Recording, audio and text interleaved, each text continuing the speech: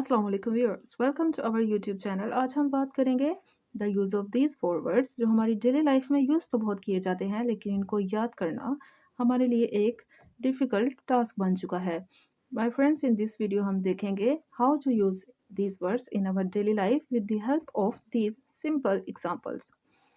So first we have here accept, यानी कि कबूल करना।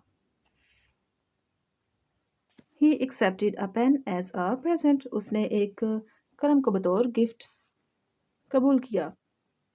Another example can be he accepted her proposal, उसने उसका प्रपोजल कबूल किया। नेक्स्ट हम जाएंगे एक्सेप्ट पर, यानी कि सवाए। They work every day except Sunday, वो हर रोज काम करते हैं सवाए इतवार के। So viewers, this accept and this except almost same sound करते हैं, एक्सेप्ट एंड एक्सेप्ट। तो सवाए और कबूल में ये डिफरेंट आपने देख लिया। नेक्स्ट हम पढ़ेंगे एक्सपेक्ट, यानी कि तवक्को। वी एक्सपेक्ट द बेस्ट, हम अच्छे की ही तवक्को करते हैं।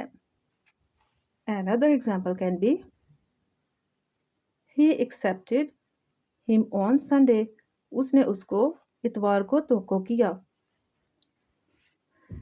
Next we move to the aspect, यानी कि पहलू। I will be happy in every aspect of my life, मैं अपनी ज़िंदगी के हर पहलू में खुश होंगी।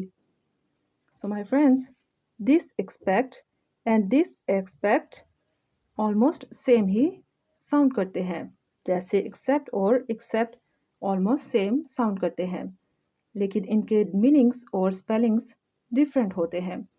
तो माय फ्रेंड्स, आप लोग इनका जितना ज़्यादा यूज़ और जितनी ज़्यादा प्रैक्टिस करेंगे आपके लिए उतना ही अच्छा होगा। सी यू नेक्स्ट टाइम।